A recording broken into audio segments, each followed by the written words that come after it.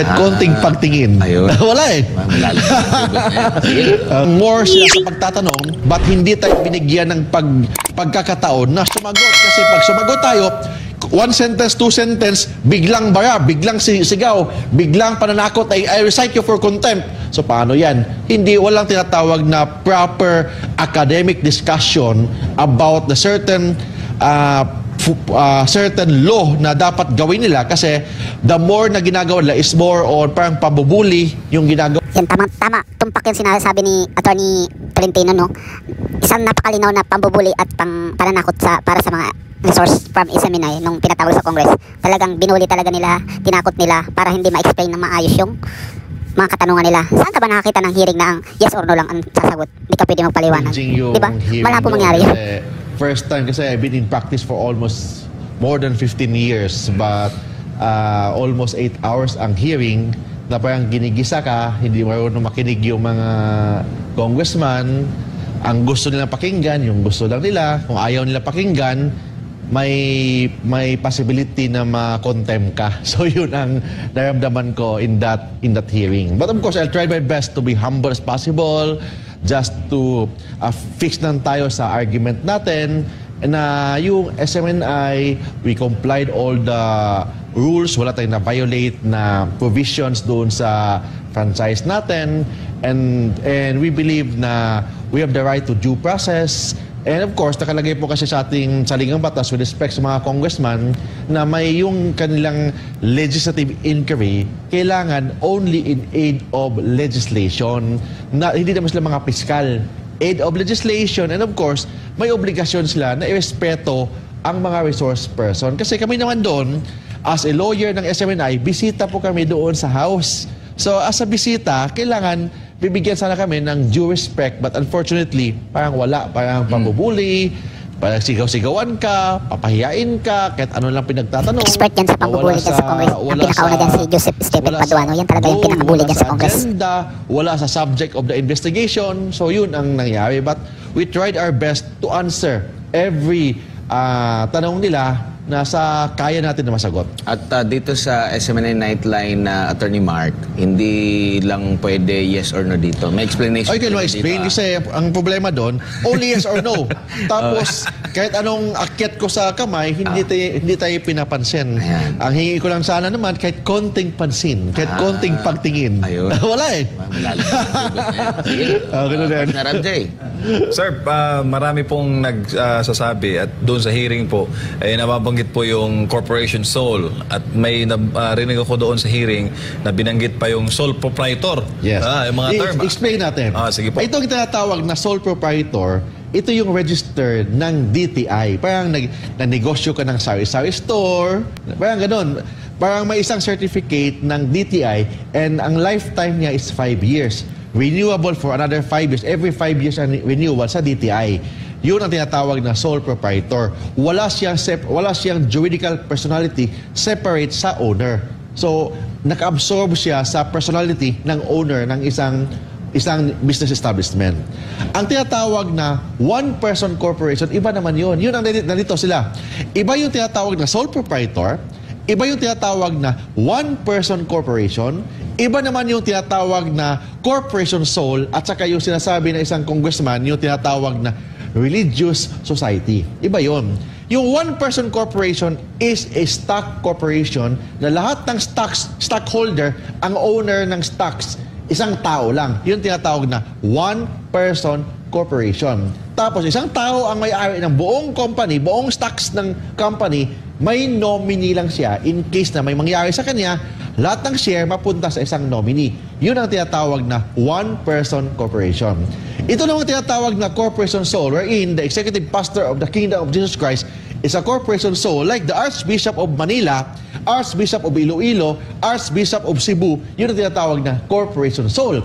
Ang corporation sole, may isang tao na tinatawag na trustee of the religious organization. It means lahat ng property of the religious organization, ang owner dyan, yung mga members. But ang nag-represent dyan, isang tao lang. Yun ang tinatawag na trustee.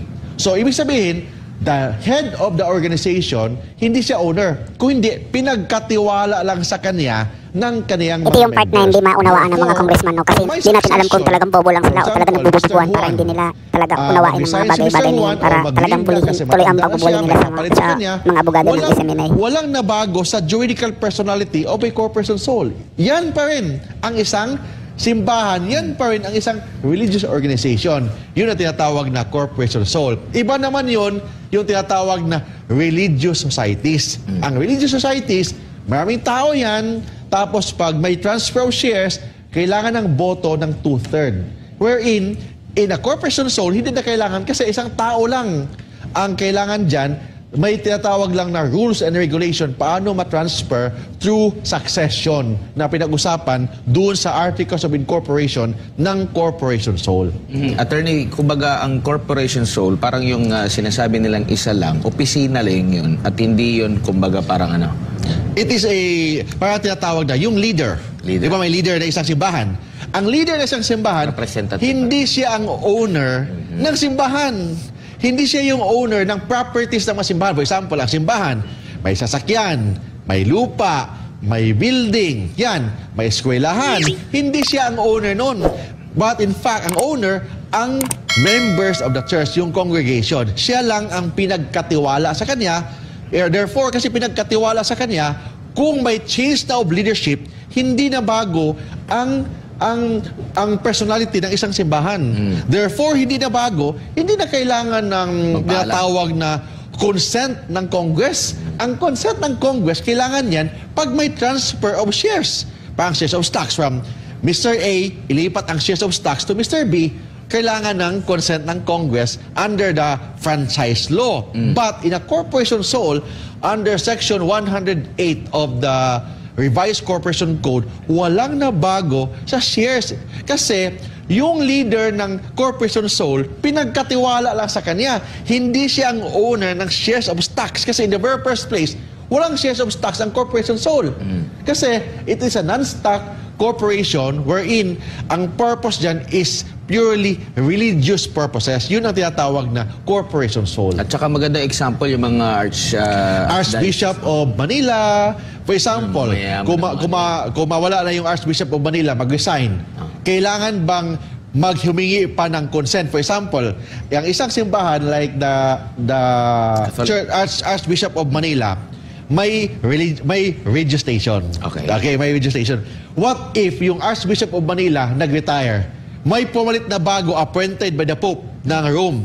Kailangan pa bang humingi ng consent sa Congress with respect to the franchise ng isang radio station ng isang Archbishop of Manila? Hindi na kailangan kasi in the very first place, hindi naman sa kanya ni Archbishop Pedro ang property ng Archbishop of Manila. Kung hindi, pinagkatiwala lang sa kanya ang property ng Archbishop of Manila under the principle of trusteeship. Yan ang tinatawag na the concept of a corporation soul under the So yun, no, napakaliwanag yung ginawa, sinasabi ni Attorney Tolentino, no, napakaliwanag, no. Yan yung hindi ayaw unawain ng mga congressman. But hindi tayo binigyan ng pagkakataon. Kailan totoo ayaw ng mga congressman marinig ang mga katotohanan na talaga bulihin ng mga resource person from SMNI at para maipasara nila yung istasyon na yan dahil nagiging sagabal yan sa kanila. Tayo ng pangurakot yan sa Congress. Dahil sa SMNI, nabubulgar sila. Dahil alam ng mga congressman na pagdating sa SMNI, wala yung kitatago tungkol sa kanila, lahat yan ibubulgar ng SMNI. Kaya nga, napakaraming tao, maraming Pilipino yung nanonood sa SMNI dahil sa tangkahan pumanat ng SMNI. Kumbaga, walang sino-sino yan. Kapag ikaw nagkamali, talagang nagkamali ka. Hindi naman kaila sa atin na napakalaki ng tulong ng SMNI para mapasuko ang mga NPA. No? Binulgar talaga sa SMNI kung ano yung mga kagagawa ng NPA at kung bakit hindi dapat natin na suporta ng NPA. No? Kaya lalo-lalo na yan sila Castro, talagang pabor na pabor yan ipasara ang SMNI. In that proceeding.